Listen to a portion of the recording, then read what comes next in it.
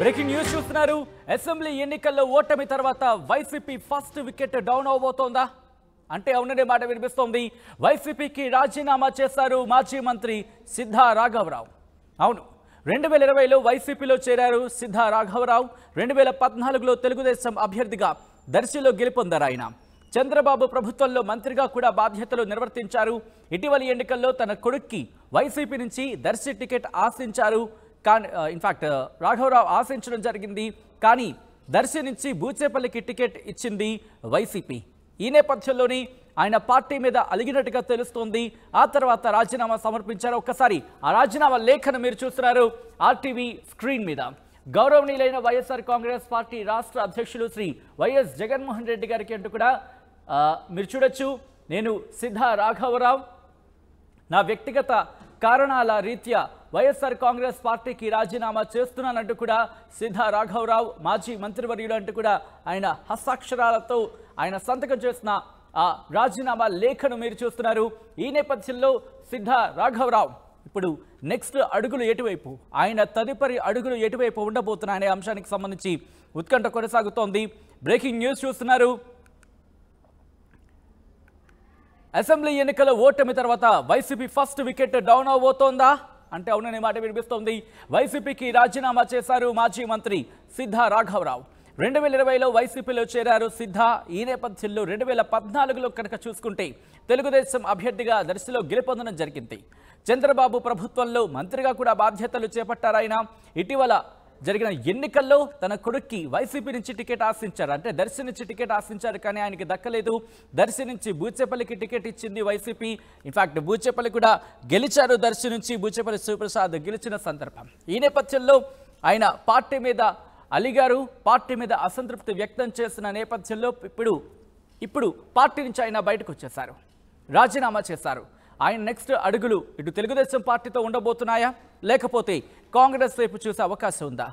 ఆయన అడుగులు ఏ విధంగా ఉండొచ్చు అనేది తెలుసుకునే ప్రయత్నం చేద్దాం. మా ప్రతినిధి రాజేష్ అప్డేట్స్ అందించేందుకు లైవ్లో జాయిన్ అవుతున్నారు. రాజేష్, ఇప్పుడు సిద్ధా రాఘవరావు అడుగులు ఎటువైపు? ప్రస్తుతం సిద్ధారామరావు కొన్ని రోజుల పాటు సైలెంట్ ఉండాలని నిర్ణయించుకున్నట్టు తెలుస్తుంది. ఎందుకంటే 2024 ఎన్నికల్లో ఆయన కుమారుడిని టీడీపీ తరఫున దర్శి నుంచి పోటీ చేయాలని విశ్వ ప్రయత్నాలు సిద్ధారామరావు చేశారు. దర్శి నియోజకవర్గం టికెట్ ఆశించారు. కానీ తెలుగుదేశం పార్టీ అక్కడ గుట్టిపాటి లక్ష్మికి దర్శి టికెట్ కేటాయించడంతో ఆయన పార్టీ జాయినింగ్ కానీ లేకపోతే పార్టీలోకి రావాలని అనుకున్న నిర్ణయాన్ని వాయిదా వేసుకున్నారు. ఈ నేపథ్యంలోనే వైసీపీ ఓటమి తర్వాత ఆయన ప్రస్తుతం తన పార్టీలో దానికి సంబంధించిన రాజీనామా చేశారు. చేసిన వ్యక్తిగత కారణాల వల్ల తను రాజీనామా చేస్తున్నట్టు ప్రకటించారు. ఎలాంటి రాజకీయ కారణాలే, వ్యక్తిగత కారణాల వల్ల రాజీనామా చేస్తారని చెప్పారు. అయితే సిద్ధరాఘవరావు ఒంగోలు జిల్లా, ప్రకాశం జిల్లా కొంత కీలకమైన నేతగా ఉన్నారు. వైశ్య కమ్యూనిటీ చెందినటువంటి నేతగా మంచి గుర్తింపు ఉన్న నేత. 2014లో మొదటిగా ఆర్ఎండ్బి రవాణా శాఖ మంత్రిగా పనిచేశారు. తర్వాత షఫలీలో ఆయనకి అటవీ పర్యావరణ శాఖ మంత్రిగా బాధ్యతలు ఇచ్చారు. 5 ఏళ్ల పాటు చంద్రబాబు కేబినెట్ లో పనిచేశారు.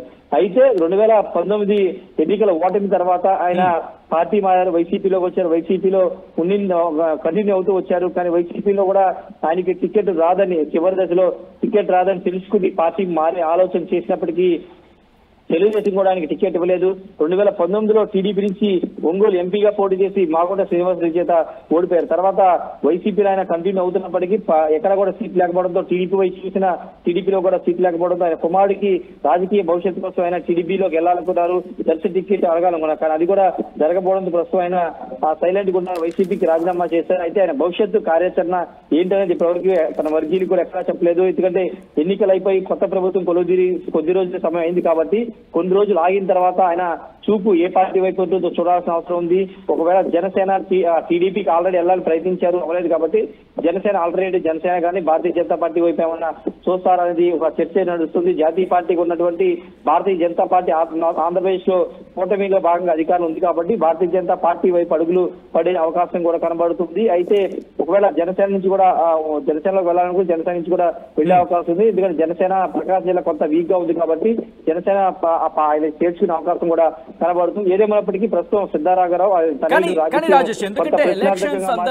ఎన్నికల సందర్భంలో ఆయన రాజీనామా గురించి ఎక్కడ దాదాపుగా మాట్లాడిన పరిస్థితి మనం చూసాం, అటువంటి సినారియో చూసాం. కానీ ఎందుకు అకస్మాత్తుగా ఆయన తన రాజీనామాను ఇప్పుడు తెర మీద తీసుకొచ్చారు. ఎందుకంటే పార్టీలో కొంతకాలం కొనసాగచ్చు. ఎందుకంటే ప్రస్తుతం అఫ్కోర్స్ అక్కడ ఘోర పరాజయం చూసినప్పటికీ కొన్ని రోజులు కంటిన్యూ అవ్వచ్చు. ఆ తర్వాత విశ్లేషించుకుని కాస్త గ్యాప్ తీసుకుని మళ్ళీ వేరే పార్టీ వైపు చూడొచ్చు. కానీ ఎందుకు ఫలితాలు వచ్చిన కొద్ది రోజుల నేపథ్యంలోనే ఆయన రాజీనామా చేశారు? రాజకీయ భవిష్యత్తు తన కుమారుడు రాజకీయ భవిష్యత్తు గురించి సిద్ధ రాఘవరావు రాజీనామా చేస్తుంటాం. సిద్ధ సుధీర్కి ఒక ఎట్లా కూడా ఎమ్మెల్యే సీట్ ఇప్పించాలని ప్రయత్నాలు చేసినప్పటికీ అటు వైసీపీలో టీడీపీలో అవ్వలేదు. కాబట్టి ఇప్పుడు 2029కి ఇప్పటి నుంచే టార్గెట్ గా పెట్టుకుని పనిచేయాలని సిద్ధ రాఘవరావు అనుకుని ఇప్పుడు బయటకు వచ్చినట్టు తెలుస్తుంది. అయితే ఆయన రాజీనామా కేవలం వ్యక్తిగతమైన చెబుతున్నప్పటికీ రాజకీయ కారణాలు కూడా ఉన్నాయి. వైసీపీలో ఉంటే పెద్ద మనుగడ ఉండదు, రాబోయే రోజుల్లో పెద్దగా ఉపయోగం ఉండదనే భావనలోనే ఆయన అప్పుడు వైసీపీలో నుంచి బయటకు వచ్చినట్టు తెలుస్తుంది. బహుశా జాతీయ పార్టీ భారతీయ జనతా పార్టీ కానీ జనసేన వైపు కానీ ఆయన అడుగులు పడే అవకాశం కనబడుతుంది. అక్కడ తన కుమారుడికి ఎక్కడో చోట అటు దర్శి కానీ ఒంగోలు ఏదో చోట సీటు దక్కించుకోవాలనే వ్యూహంలో భాగంగా ఆయన ప్రస్తుతం రాజకీయ అంటే వైసీపీ నుంచి బయటకు వచ్చినట్టు తెలుస్తుంది. ఆయన భవిష్యత్తు కార్యాచరణ ఏంటనేది ఒక వారం 10 రోజుల్లో తెలిసే అవకాశం వచ్చింది. Thank you Rajesh for the update. మొత్తంగా అయితే మాత్రం అసెంబ్లీ ఎన్నికల్లో ఓటమి తర్వాత వైసీపీ ఫస్ట్ వికెట్ డౌన్ అయిందా అంటే అవుననే మాట వినిపిస్తోంది. వైసీపీకి రాజీనామా చేశారు మాజీ మంత్రి సిద్ధ రాఘవరావు. 2020లో వైసీపీలో చేరారు సిద్ధ. అయితే 2014లో తెలుగుదేశం అభ్యర్థిగా దర్శిలో గెలుపొందడం జరిగింది. ఆయన చంద్రబాబు ప్రభుత్వంలో అంటే అప్పటి చంద్రబాబు ప్రభుత్వంలో మంత్రిగా బాధ్యతలు కూడా చేపట్టారు. ఇటీవల ఎన్నికల్లో తన కొడుక్కి వైసీపీ నుంచి టికెట్ ఆశించారు, దర్శి టికెట్ ఆశించారు, కానీ దక్కలేదు. దర్శి నుంచి బూచేపల్లికి టికెట్ ఇచ్చింది వైసీపీ. ఆ నేపథ్యంలో ఆయన అసంతృప్తిలో ఉన్నారు అనే మాట కాస్త ప్రచారంలోకి వచ్చింది. కానీ ఆ తర్వాత దాదాపుగా పార్టీకి మద్దతుగా నిలిచిన సందర్భాలే అనే ఒక చర్చ కూడా జరిగింది. కానీ ఇప్పుడు ఉన్న ఫలంగా ఒక్కసారిగా ఆయన రాజీనామా ఇవ్వడం ప్రస్తుతం వైసీపీలో సంచలనంగా మారింది. రాష్ట్ర రాజకీయాలకు సంబంధించి ఆయన అడుగులు ఎటువైపు ఉండబోతున్నాయనే ఒక ఉత్కంఠను కూడా ఇప్పుడు కలిగిస్తోంది. ఎందుకంటే సిద్ధ రాఘవరావు తన కొడుకు విషయంలో టికెట్ దక్కలేదనే విషయంలో ఆయన అసంతృప్తులు ఉన్న నేపథ్యంలో ప్రస్తుతం తెలుగుదేశం పార్టీకి వెళతారా, లేకపోతే జనసేనకి ఆయన అంటే జనసేన వైపు ఆయన చూపులున్నాయా, లేకపోతే భారతీయ జనతా పార్టీకి వెళ్ళబోతున్నారా? ఒకవేళ ఈ మూడింటికి కాని పక్షంలో కాంగ్రెస్ వైపు వెళతారు. అఫ్కోర్స్ కాంగ్రెస్ వైపు వెళ్ళకపోవచ్చు అనే మాట వినిపిస్తోంది. కానీ రాజకీయాల గురించి మాట్లాడుకున్నప్పుడు ఏదైనా సాధ్యమైన మాట వినిపిస్తుంది. కాబట్టి ఏం జరగబోతుందని ఒక ఉత్కంఠ మాత్రం ప్రకాశం జిల్లాలో కొనసాగుతోంది.